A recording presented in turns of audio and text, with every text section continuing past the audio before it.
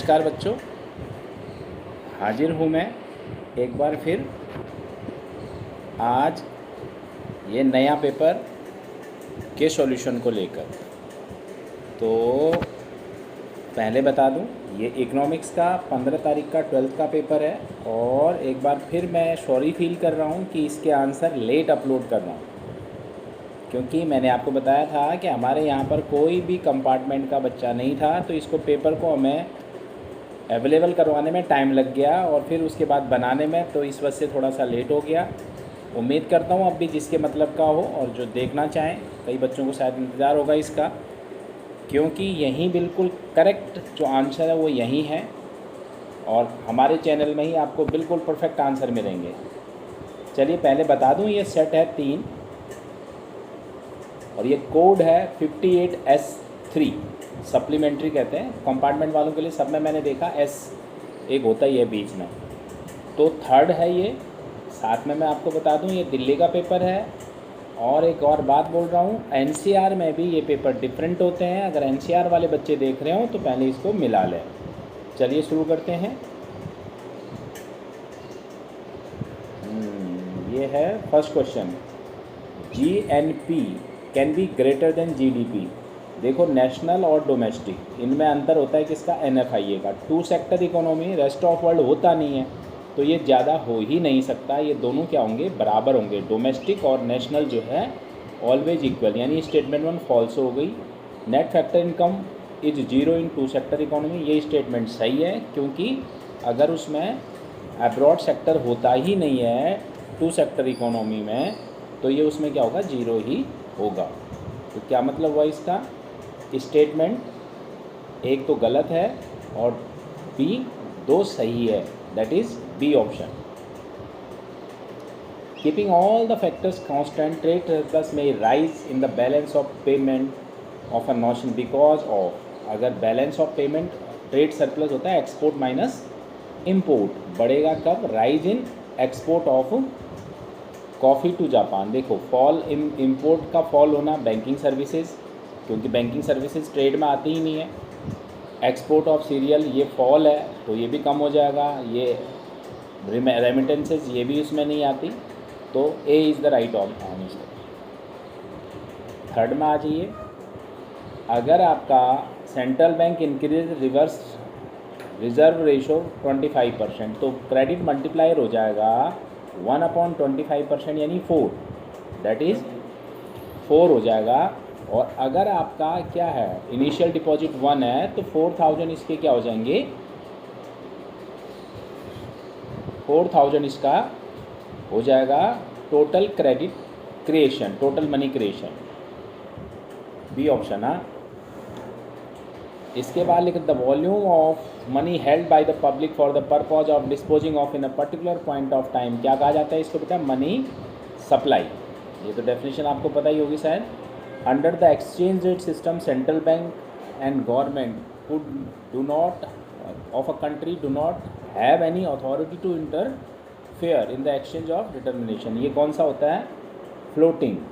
Flexible में, क्योंकि demand and supply से, मार्केट की पावर से होती है, उनसे होता है, तो B option is the correct option. Average propensity to consume represent the change in total income with respect to given change in consumption, गलत है ये स्टेटमेंट।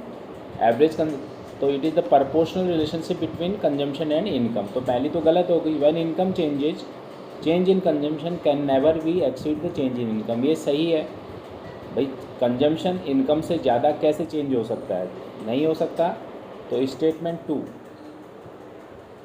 तो दैट इज़ ट्रू और 1 इज़ फॉल्स। कौन सा हुआ फिर, बी। बढ़िया, आगे। ब्रेक इवन पॉइंट में क्या होता है आपको पता है, y=c होता है और s=0, तो इसमें कौन सी ऑप्शंस हैं, ये दोनों ही सही हैं, तो इसका मतलब है कौन सा ऑप्शन हुआ, बी। ज़्यादातर देख रहे हैं आप, बी आपका निकल रहा है। हाँ, और साथ में लिख रखा है, ओके सॉरी, एक और है APS, क्योंकि S 0 होगा तो APS और APC तो अपने APS तो अपने आप 0 हो जाएगा। सिर्फ ये 2 ही ऑप्शन है, देखो बनाते बनाते भी कई बार कन्फ्यूजन आ जाता है। अब ये 8th क्वेश्चन देखिए बेटा, 8th क्वेश्चन थोड़ा सा वो है। अब इसने क्या लिख रखा है, अगर इनकम APS कितनी है APS क्या होता है, एस अपॉन वाई। अगर वाई अगर 100 है वाई, ठीक है, 0 वाई पे तो है आपका 10 कंजम्पशन, ऑटोनोमस कंजम्पशन कहते हैं, ये गिवन है। और 100 में आपको दे रखा है इसने 40 नहीं 60 हुआ, 40 कंजम्पशन हुआ, सॉरी MPS अगर देखो ना, दिस इज इक्वल टू 0.4 है, तो S upon 100 equal to 0.4, S निकल गया 40, तो कंजम्पशन क्या निकलेगा 60। कितना चेंज आया फिर इसमें, 50 का C में चेंज आया बेटा और 100 का उसमें, तो क्या हो गया इन्वेस्टमेंट मल्टीप्लायर। तो आपका 1/2 आया MPC कितना आया 1/2, तो MPS भी क्या होगा 1/2, और मल्टीप्लायर की वैल्यू क्या हो जाएगी, ठीक है 2। B option is the right option. इसने बोला है the account of the dash account of balance of payment reflect the net change in financial claim. ये कौन सा अकाउंट होता है बेटा, कैपिटल अकाउंट होता है, ठीक है, फाइनेंशियल क्लेम को दिखाता है, वो कैपिटल अकाउंट में ही आता है। आइडेंटिफाई दिस, ये देखो ये क्वेश्चन थोड़ा अजीब सा है। Identify which of the following options exhibit the proportional relationship between consumption and disposable income. तो देखिए यहाँ लिख रखा है अपॉन में, ऐसा तो कुछ भी नहीं है। MPC अपॉन APS, ऐसा तो नहीं है। Marginal propensity to consume less than average propensity to consume, ये भी कोई मामला नहीं है बेटा। और मार्जिनल इक्वल टू एवरेज, ये भी कुछ नहीं कह सकते आप। हाँ ये इसमें आ सकता है कि जब change in consumption equal to change in income हो, तो तब MPC क्या हो जाएगी 1 हो जाएगी, यानी this is D is the right option, ठीक है। जब डेल्टा C और डेल्टा Y ये होता है ना MPC, अगर ये दोनों इक्वल होंगे तो ये किसके बराबर होगा 1 के बराबर, ठीक है। ये तो हो गया आपका पार्ट 1, ठीक है। ये NV@FC, अगर आप इसको निकालना चाहें तो इसका आंसर मैं आपको बता देता हूँ। Sale plus change in stock, change in stock 300 है, 2300 ये आ गया GVO@MP। Purchase of raw material और ये माइनस कर दिया 500, तो GVO@MP आया आपका 2300, sale plus change in stock ये आ गया बेटा GVA@MP 1800। कितना आया ये 1800 GVA@MP आया, ठीक है। अब उसमें से दो चीज़ें अगर माइनस कर दोगे, एक तो NIT और दूसरा डेप्रिसिएशन। देखिए ये इतना अच्छा क्वेश्चन है, डेप्रिसिएशन 500 ग्रॉस इन्वेस्टमेंट और 300 नेट इन्वेस्टमेंट, तो डेप्रिसिएशन भी हुआ 200। तो अगर दोनों ही माइनस करोगे तो NVA@FC आ जाएगी बेटा 1400। अगर इसका आंसर जानना चाहते हैं आप तो ये हो गया 1400, 12th न्यूमेरिकल पोर्शन जो है इसका 1400 आंसर आएगा NVA@FC। इसमें कहा है इक्विलिब्रियम की सिचुएशन बतानी है, क्या इक्विलिब्रियम में है, तो सिंपल सी बात है बेटा। देखिए ये हो गया इक्विलिब्रियम में कब होता है, जब S इक्वल टू I हो। S कितना है आपका, देखिए S है, ये ऑटोनोमस कंजम्पशन दे रखा है ना -25 प्लस ये 0.1 Y, और ये किसके बराबर होना चाहिए I के, तो 50 इक्वल टू हो गया आपका 0.1 Y।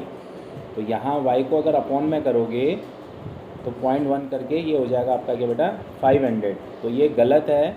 Is the economy is in equilibrium situation, justify your answer. आपको पता है Y आ रहा है 500 at which saving equal to investment, तो ये जबकि ये क्या कर रहा है, लेवल ऑफ इनकम क्या है 2000 है, तो then hence the economy is not in the situation of equilibrium, ठीक है।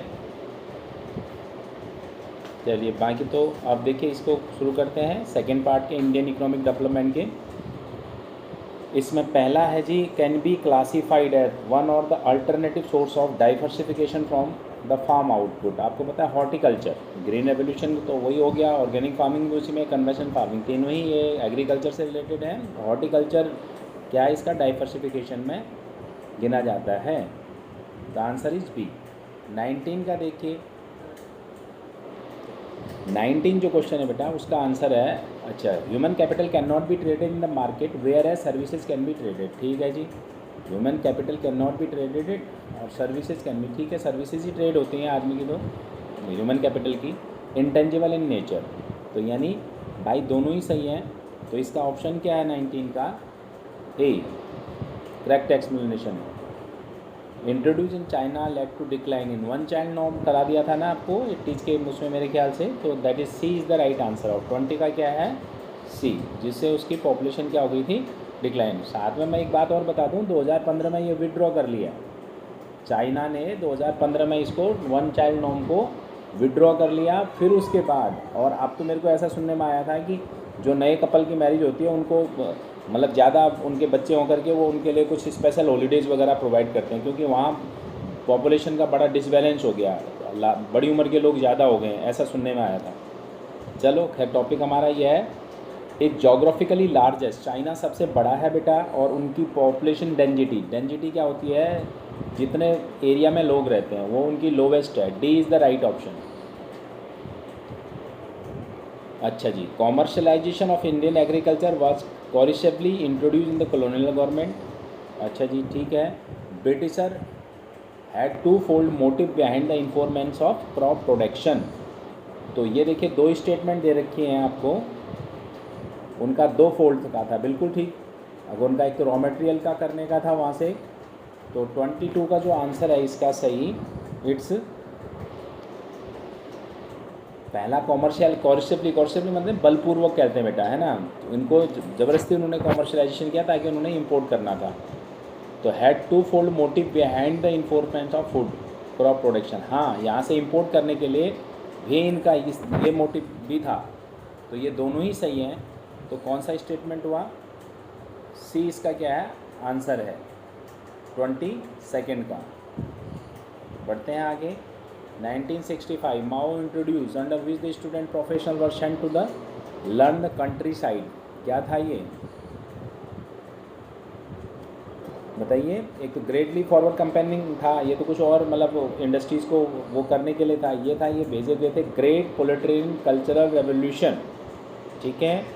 दिस वाज 23 का क्या आंसर है? सी।